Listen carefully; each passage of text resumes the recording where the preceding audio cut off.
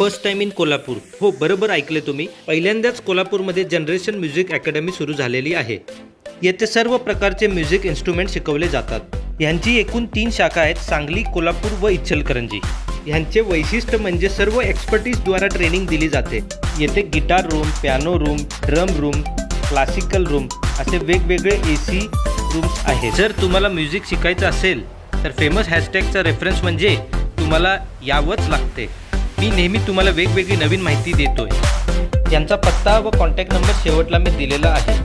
आता मी तुम्हाला इथल्या इन्स्ट्रुमेंटची झलक देतोय.